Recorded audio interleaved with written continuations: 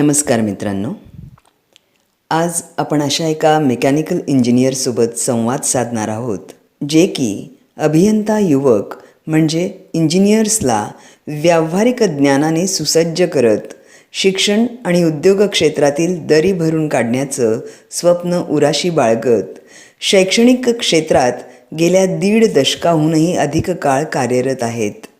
त्यांनी भारतातील प्रसिद्ध स्पर्धा 3D मॉडेलिंग सुरू करून अभियांत्रिकी विद्यार्थ्यांना त्यांच्या उत्पादन कल्पना सामायिक करण्यासाठी एक मोठं व्यासपीठ प्रदान केलं आहे.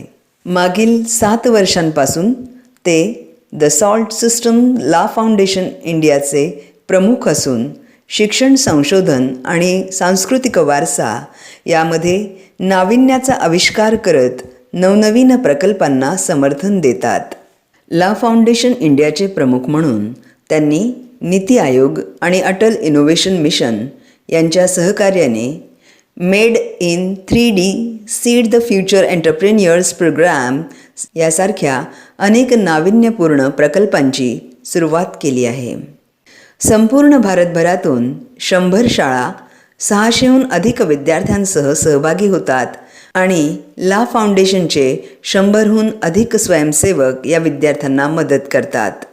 त्यामुळे भारतभरातील शालेय विद्यार्थ्यांसाठी आणि विशेषतः दुर्गम जिल्ह्यातील विद्यार्थ्यांना उद्योजकता संस्कृती रुजवण्यासाठी संधी उपलब्ध झाली. लॉ फाउंडेशनने 2022चा राष्ट्रीय CSR प्रभाव पुरस्कार जिंकला. मित्रांनो, अशा धडाडीचे तडफदार मार्गदर्शक आहेत आदरणीय हेमंत गाडगीळ सर. सरांना ऐकणं म्हणजे आनंदाच्या खाणीसोबत नवऊर्जा प्राप्त करण्याची संधी आहे. तेव्हा ऐकूयात आदरणीय हेमंत गाडगीळ सरांना. आजचा टॉपिक मी या विषयावर बोलणार आहे. घडवू उद्याचे संशोधक. आणि आधीच्या वक्त्यांनी जसे सांगितले आणि परीक्षकांनी सांगितलं की ऑलरेडी काही संशोधक इथं बसलेले आहेत आणि त्यांच्यासाठी हा टॉपिक निश्चितच महत्त्वाचा आहे. तर त्या दृष्टीने पुढं काय काय आहे, काय करता येऊ शकेल आणि भारताला या सगळ्यांचा कसा फायदा होईल यासंबंधी काही थोडं बोलणार आहे. तर आज ही संधी मला दिल्याबद्दल रोटरी क्लब आणि मराठी विज्ञान परिषद दोघांचे मी आभार मानतो. तर आजच्या ह्याच्यासाठी मी थोडा इंटरॅक्टिव्ह हा सेशन करणार आहे जेणेकरून मुलांना, त्यांच्या शिक्षकांना, त्यांच्या पालकांना आणि बाकी सगळे जे इथं आलेले आहेत मान्यवर सगळ्यांना थोडं मग उद्युक्त करतोय की आपण सर्वजण आपलं फ्युचर कसं आहे यासंबंधी आपली सध्याची कल्पना काय आहे की माझं फ्युचर कसं असणार आहे. किती जणांना इथं जे आहेत त्यांना वाटतं की माझं फ्युचर हे खूप प्रॉमिसिंग आहे, माझं फ्युचर फॅन्टॅस्टिक असणार आहे. किती जण हात वर करू शकतील? Very good. आणि हा क्वेश्चन सगळ्यांसाठी आहे, वय बाजूला ठेवून, त्यामुळे सगळ्यांनी हात वर करायला हरकत नाही. किती जणांना स्केरी वाटतं की अरे बापरे करोना आला, अमुक झालं तमुक झालं, एवढे पूर आले, परिस्थिती बदलते, इकॉनॉमिक सिच्युएशन, टी व्हीवर एवढे लोक आवाज करत असतात, वेगवेगळ्या चर्चामध्ये कशी देशाची वाट लागलेली आहे किंवा कसं जगाचं वाटोळं झालेलं आहे यासंबंधी मोठमोठ्या ह्याच्यात चर्चा चालू असतात. तर त्या ह्याच्यात ऑब्वियसली बऱ्याच जणांना वाटतं की काय माहिती बाबा पुढं 2-3 वर्षांनी काय होणार आहे, हा करोना जाणार आहे की नाही, आपलं पुढं काही भवितव्य आहे की नाही. तर किती जण आहेत की या स्टेजमध्ये आहेत की अरे नाही, पुढचं माझं भविष्य काही खरं नाही. ओके, मला आनंद वाटतो कोणीही हात वर केलेलं नाही आहे. तर उरलेले जे लोक आहेत ज्यांनी पहिल्या क्वेश्चनला हात नाही वर केला आणि दुसऱ्याही क्वेश्चनला हात नाही वर केला ते या स्टेटमध्ये आहेत की ते कन्फ्युज्ड आहेत की माझं भविष्य उज्ज्वल आहे का माझे भविष्य तळागाळाला जाणार आहे, काहीच माहिती नाही. ओके, तर ह्या 3 गोष्टी खूप महत्त्वाच्या आहेत. आणि ह्या 3 गोष्टीचा आपल्या जीवनावर काय परिणाम होणार आहे याचा थोडा आपण विचार करूया. तर आपण जेव्हा म्हणतो की माझं भविष्य हे कोण घडवणार आहे, तर माझं भविष्य हे मला घडवायचं आहे. आणि हे जर माझं भविष्य मला घडवायचं आहे तर त्याच्यासाठी मला काय करायला पाहिजे. तर त्यासाठी मी 2 प्रश्न परत एकदा सगळ्यांना विचारणार आहे आणि वयाचा विचार न करता सगळ्यांनी याची उत्तरं द्यायची आहेत. तर पहिला प्रश्न आहे की तुमची स्वतःबद्दलची इमेज काय आहे. मी अमुक अमुक आहे अशी काय इमेज आहे तुमची. कोणी एक्झाम्पल म्हणून उत्तरं देऊ शकेल की माझी स्वतःची इमेज माझ्याबद्दल अशी अशी आहे. कोणीही, लहानापासून मोठ्यापर्यंत कोणीही. Anybody? Yes sir. Confident happy go lucky माणूस. Okay okay, thank you. I am an educator. Educator. या जगात माझ्यासारखं मी एकटाच आहे. Very good, very good. Sir. कोणत्याही ठिकाणी गेल्यानंतर हार्डवर्क करायचे आणि त्या वातावरणाची ॲटमॉस्फिअर ओके करून घ्यायची. Okay okay. मुलांच्यापैकी आज ज्यांनी इथं प्रेझेंटेशन्स केली, तुमची इमेज काय आहे. ॲस्ट्रॉनॉमी. मी ॲस्ट्रॉनॉमर होणार आहे. ओके. दुसरा प्रश्न, तुम्हाला माहिती आहे का की तुम्ही कोण आहात. मी कोण आहे. आणि हाही प्रश्न मोठ्यांपासून छोट्यांपर्यंत सगळ्यांसाठी आहे. काही एक्झाम्पल उत्तरं. Who am I. I am still a learner. मी अजूनही विद्यार्थी आहे. मी अजूनही शिकत आहे. अजून मुलांच्यापैकी शिक्षक इथं जे आहेत ते. Yes, I am still a learner. Okay. या जगातला एक पार्ट आहे, एक प्राणी आहे. येस. हे 2 प्रश्न अतिशय महत्त्वाचे आहेत आणि हे 2 प्रश्न ठरवणार आहेत की माझं भविष्य काय असणार आहे. What is going to be my future and who is going to create my future. हे दुसरं तिसरं कोणी करणार नाही. हे ते मलाच करायचं आहे. आणि हे जर करायचं असेल तर या 2 प्रश्नांची उत्तरं आपल्याला चांगल्यापैकी असणं माहिती पाहिजे. माझ्या मते या दोन्ही प्रश्नांची उत्तरं एकदम वेगळी आहेत. For me all of you are future of India. तुम्ही या देशाचे भाग्यकर्ते आहात, लहानांपासून मोठ्यांपर्यंत सगळेजण. हा देश जो काही घडणार आहे तो तुमच्या आमच्यामुळे घडणार आहे. तो prime minister, president, chief minister, minister, scientist यांच्यामुळंच फक्त घडणार नाही आहे. इनफॅक्ट आपण जे काय करू त्याचं कॉन्ट्रीब्युशन आपला देश घडवण्यामध्ये फार मोठं असणार आहे. त्यामुळं आपल्या सर्वांनी जर आत्मनिर्भर भारत व्हायचं जे स्वप्न आत्ता आहे आपल्या सगळ्यांचं ते पूर्ण करायचं असेल तर सगळ्यांनी मनामध्ये ही खुणगाठ बांधली पाहिजे की I am the future of India. I am going to create this future. आणि हा माइंडसेट मनात ठेवून याच्या पुढची सगळी वाटचाल आपल्याला करायची आहे. मी स्टुडंट आहे, मी लर्नर आहे, मी शिक्षक आहे, मी उद्योजक आहे, मी पेरेंट आहे, मी अजून कोण कोण आहे तो एक भाग झाला. पण सगळ्यात महत्त्वाचं की मी भारताचा भाग्यविधाता आहे. हे पूर्णपणे लक्षात ठेवून जर आपण पुढचे सगळे विचार, सगळे प्लॅनिंग केले तर तो दिवस लांब नाही आहे. आणि हे सगळ्यांनी मिळून या कॉन्टेक्स्टमध्ये, या रेफरन्समध्ये आपलं पुढचं शिक्षण, पुढचा व्यवसाय, पुढच्या ॲक्टिव्हिटीज सगळ्या प्लॅन करायच्या. पुढचे काही क्वेश्चन्स. तुम्ही यांना ओळखता का. असा कोणी आहे का या ऑडिटोरियममध्ये की मी यांना ओळखत नाही. सगळेजण यांना ओळखता पूर्णपणे. वेल, आता यांना तुम्ही ओळखता का? कोणी? हे भारतातील top 10 entrepreneurs, young entrepreneurs of India in 2021. हे भारत भाग्यविधाता आहेत खऱ्या अर्थाने. आणि जेवढी ओळख आधीच्या स्लाइडमधल्या महानायकांची आपल्याला आहे, तेवढीच ओळख या महानायकांची पण आपल्याला असणं गरजेचं आहे. कारण आपल्याला त्यांच्यासारखं व्हायचंय. थोड्या लोकांनी आधीच्या महानायकांसारखं व्हावं, त्याबद्दल काही आक्षेप नाही, पण जास्तीत जास्त लोकांनी हे महानायक होण्याचा प्रयत्न करायचा आहे. कोण आहेत हे लोक? सगळ्यांनी at the age of 10 to 17, 18 स्वतःची स्टार्टअप चालू केलेली आहे, स्वतःची कंपनी चालू केलेली आहे, स्वतःचा उद्योग चालू केलेला आहे. शिकत असताना हे सगळं केलेलं आहे आणि आउटस्टँडिंग काम केलेलं आहे. असं नाही की उगीच काहीतरी केलेलं आहे.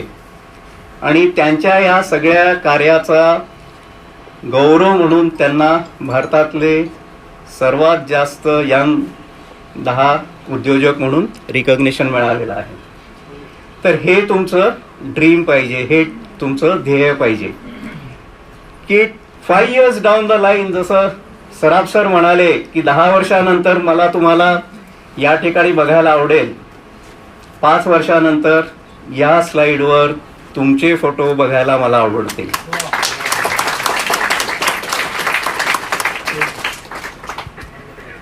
यांना तुम्ही ओळखता का? हे सगळे जण तुमच्या एज ग्रुप मधले आहेत. 7वी ते 10वी, 7वी ते 11वी, बास. Top 10 innovators in the country from this age group. जे काही चेंज आपल्या भारतामध्ये होतो आहे, स्टार्टअप इंडिया असेल, आत्मनिर्भर भारत प्रोग्राम असेल, recognition of such a talent and giving them a platform is yet another important event which is happening, or the mission which is happening. And I am very happy की Rotarians आणि मराठी विज्ञान परिषद सुद्धा हेच काम करते की हे टॅलेंट आयडेंटिफाय करून त्यांना प्लॅटफॉर्म देऊन त्यांना पुढं कसं मार्गदर्शन करता येईल आणि पुढचे संशोधक, पुढचे शास्त्रज्ञ, पुढचे उद्योजक कसे याच्यातून तयार होऊ शकतील. हे काही एक्झाम्पल्स आहेत की जे स्टार्टअप स्टुडंट्सनी तयार केलेले आहेत. कॉलेज शिक्षण संपल्यानंतर केलेले नाही आहेत. पहिला स्टार्टअप आहे भुवनेश्वरमध्ये, मी त्यांना जाऊन भेटलो. सेंच्युरियन युनिव्हर्सिटीमध्ये त्यांच्या कॉलेजच्या कॅम्पसमध्ये त्यांनी हा स्टार्टअप चालू केलेला आहे. आणि या ज्या गाड्या आहेत त्या टाटा, महिंद्रा, अशोक लेलँडनी केलेल्या नाही आहेत. या त्या यंग मुलांनी केलेल्या गाड्या आहेत. मी जेव्हा गेलो 4-5 वर्षापूर्वी, ऑलरेडी 40 गाड्या त्यांनी डिलिव्हर केलेल्या होत्या आणि पुढच्या 70 गाड्यांची ऑर्डर त्याच्याकडे होती.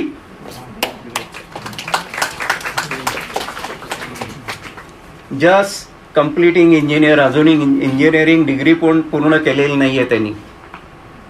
सेकंड वन, अति motors. Startup started by a young किड.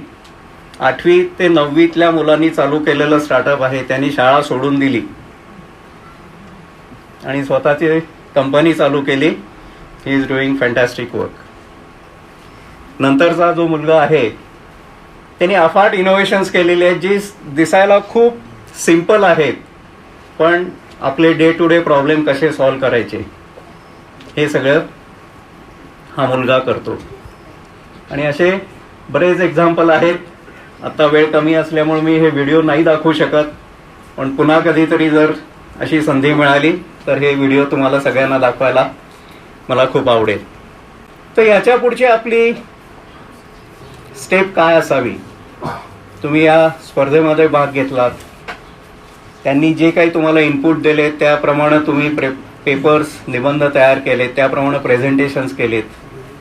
एक्सपर्ट्सनी तुम्हाला त्याच्यामध्ये गायडन्स दिला, त्यांनी मग तुमचं असेसमेंट, इव्हॅल्युएशन केलं. That is part of the process. पण जे काही 700 मुलं, 2200तली 700 जणांनी निबंध सबमिट केले आणि त्यातले मग शेवटी 35 जणांना शॉर्टलिस्ट करून बोलवलं. हे सगळ्यांनी एक स्टेप ऑलरेडी टाकलेली आहे. तर ह्याच्या पुढच्या स्टेप्स काही अशा असू शकतात की तुम्ही ह्याच्या पुढं जाऊन जास्त एक्सप्लोरेशन करा, इथंच थांबू नका. ह्याच्या पुढं ॲस्ट्रॉनॉमी असेल, लाईफ ऑन मार्स असेल, जे काही टॉपिक्स तुम्हाला अट्रॅक्टिव्ह वाटतात त्याच्यामध्ये पुढं एक्सप्लोरेशन करा. अशा सगळ्या कॉम्पिटिशन्समध्ये भाग घ्या. मराठी विज्ञान परिषदेची एक कॉम्पिटिशन झाली, पण अशा बऱ्याच बाकीच्या कॉम्पिटिशन होत असतात. कॉम्पिटिशनमध्ये भाग घ्यायचा हे बक्षीस मिळवायसाठी म्हणून नाही, बक्षीस हे एक निमित्त आहे, पण त्याच्यामुळं जी आपली तयारी होते. मगाशी काही मुलींनी सांगितलं की ह्याच्यामुळं स्पर्धेमुळं मी त्या विषयाचा अभ्यास केला आणि त्या विषयामध्ये माझी गोडी तयार झाली. तर तो एक मोठा बेनिफिट आपल्याला या सगळ्या ह्याच्यातून मिळू शकतो. आणि सध्या बरेच अशा स्पर्धा, हॅकॅथॉन्स, कॉम्पिटिशन्स देशभर चालू असतात. Atal innovation mission is doing fantastic work in this. आणि भारत सरकारच्या लेवलला, वेगवेगळ्या बाकीच्या शैक्षणिक संस्थांच्या लेवलला हे चालू आहे. तुम्ही तुमचे इनोव्हेशन्स एक्झिबिट करायला पाहिजेत. तुमच्या आईवडिलांना माहिती आहे, तुमच्या शिक्षकांना माहिती आहे, ग्रेट. पण जास्तीत जास्त लोकांना तुम्ही जे काही संशोधन करताय ते जाऊन आपण दाखवायला पाहिजे. त्यामुळं हे जे हिडन टॅलेंट आहेत, खेड्यापाड्यातून आलेले टॅलेंट आहे, त्याची जगाला ओळख होईल. आणि जेव्हा तुम्ही हे एक्झिबिशनमध्ये दुसऱ्यांना प्रेझेंट करता त्यावेळी तिथं जे एक्सपर्ट्स येतात ते त्यावेळी तुम्हाला काहीतरी ॲडिशनल इनपुट देऊ शकतात. So please participate in to such exhibition. Don't keep this exhibition or innovation within you. Make it available to everyone in and visit the modern temples of India. कुठले आहेत हे आधुनिक देवालय आपल्या भारताची? काही नावं घेऊ शकता? इस्रो, DRDO. भारतामध्ये एवढ्या रिसर्च लॅब्स आहेत. NCL आहे, आयुका आहे, पुणे युनिव्हर्सिटीमध्ये आहेत आणि तशा सगळ्या शहरांमध्ये काही ना काहीतरी काम चालू आहे. तिथं जाऊन व्हिजिट द्या, तिथं जाऊन बघा काय चालू आहे, कसं काय काम करतायत. आणि science and technology museums, for example science centre इथलं, आणि तसेच मुंबईतलं नेहरू प्लॅनेटोरियम आहे. हे तुम्ही सगळ्यांनी अवश्य बघणं अत्यंत गरजेचं आहे. बहुतेक सगळ्यांनी बघितलं असेल, पण जास्तीत जास्त या गोष्टी तुम्ही आत्मसात करा. आजच्या विषयाचा मेन टॉपिक की स्पेस सायन्समध्ये पुढच्या अपॉर्च्युनिटीज काय आहेत आणि स्पेस सायन्समध्ये काय काय करता येऊ शकेल. आणि आय एम शुअर आधीच्या सगळ्या वक्त्यांनी तुम्हाला यासंबंधी मार्गदर्शन केलेलं आहे. मी फक्त दोन साईडचे एक्झाम्पल तुम्हाला सांगणार आहे आणि मधली सगळी चेन तुम्हाला आपोआप उडगडत जाईल. Who is the first Indian astronaut who traveled to space? Squadron leader Rakesh Sharma. Yes? त्यांची खासियत काय आहे माहिती आहे का? हे जेव्हा लॉन्च झालं, स्पेस लॉन्च झालं from space centre in Russia, आणि त्यावेळी आपल्या प्राईम मिनिस्टर इंदिरा गांधी स्वतः त्या सेंटरमध्ये उपस्थित होत्या. आणि हे मी माझं भाग्य समजतो की हा सगळा प्रोग्रॅम, मी त्यावेळी IIT मद्रासमध्ये होतो, हा सगळा प्रोग्रॅम IIT मद्रासमध्ये लाईव्ह दाखवला गेला. की हे आयुष्यात कधी न मिळणारी संधी होती. आणि ह्याच्याही पुढं जाऊन what made a big impression on me is what squadron leader Rakesh Sharma sed.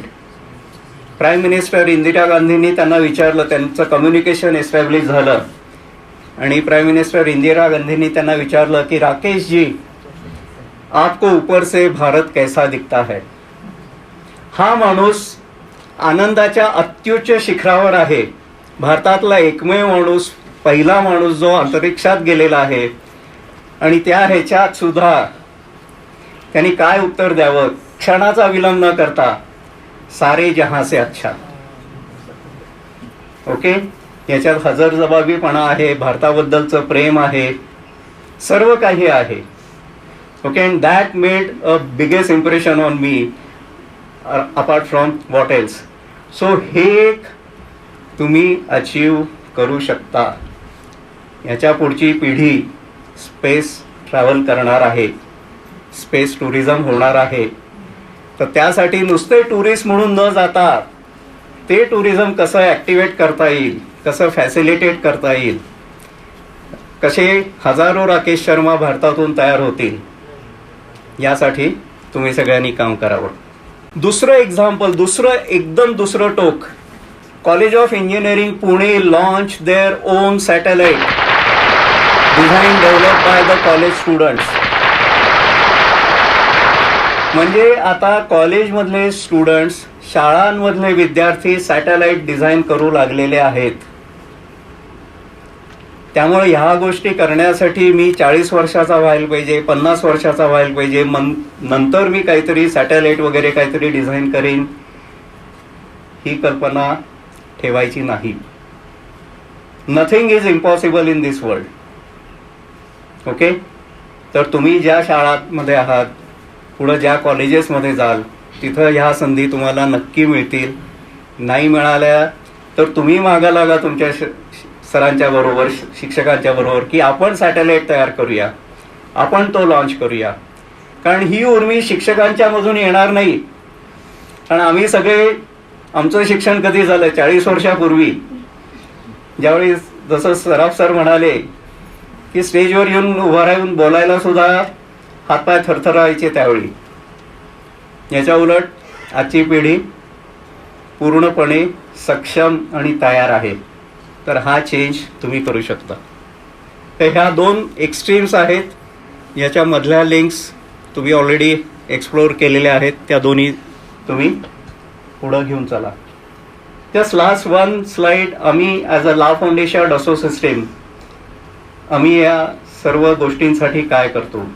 तर आमचं जे फाउंडेशन आहे, our entire mission is to help academia into their transformation journey, help the academia to bring new technology in the curriculum, help academia, our students to be future ready with the future skills and not the previous skills, आणि to promote research in the Indian academia. आम्ही research भारतातल्या कॉलेजेसमध्ये किती आणि जास्तीत जास्त कसा करता येईल त्यासाठी आम्ही फंडिंग करतो, त्यांना मोटिवेट करतो, त्यांना प्रमोट करतो.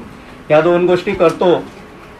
आम्ही शाळेतल्या मुलांसाठी एक प्रोग्राम लॉन्च केलेला आहे, seed the future entrepreneurs programme, ज्यामध्ये शाळेतल्या टीम्सना स्टार्टअप तयार करून देऊन त्यांनी एक ड्रीम प्रॉडक्ट तयार करायचा, तो डिझाईन करायचा, मॅन्युफॅक्चर करायचा, त्याची मार्केटिंग कॅम्पेन तयार करायची, व्हिडिओ ॲडव्हर्टाइजमेंट तयार करायची, आणि फायनलला presentation is on the marketing campaign, की मी हा प्रॉडक्ट का केला आणि हा प्रॉडक्ट कसा युजफुल आहे आणि त्याची प्राइसिंग काय आहे, आणि आज जर तुम्ही विकत घेणार असाल तर मी काय डिस्काउंट तुम्हाला देणार आहे.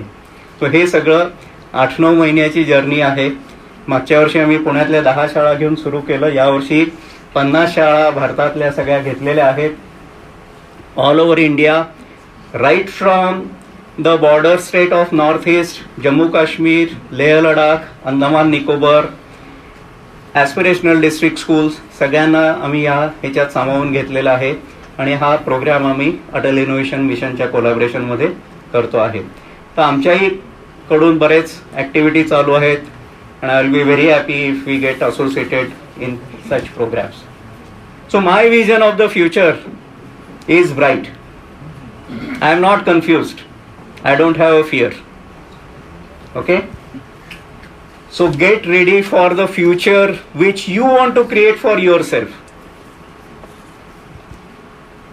And those who prepare today, for them the future will unfold. Those who will keep on waiting for someone to create a future for himself or herself, future will not get created. Okay? So you are the heroes of your own life. Identify your passion. Astronomy असेल, space science असेल, space tourism असेल, जे काही असेल ते and go for it. I am sure you will reach to the highest level of your dream and passion. Last, कुछ बनने की नहीं कुछ करने की तमन्ना रखो. आपल्या प्राईम मिनिस्टरनी सांगितलेलं आहे की मी अमुक एक पद मिळवीन, अमुक एक होईन, याची तमन्ना न ठेवता मी हे करीन, मी हे करून दाखवीन आपल्या देशासाठी, याची इच्छा ठेवा. You would be changing the future of our country along with you. So thank you very much.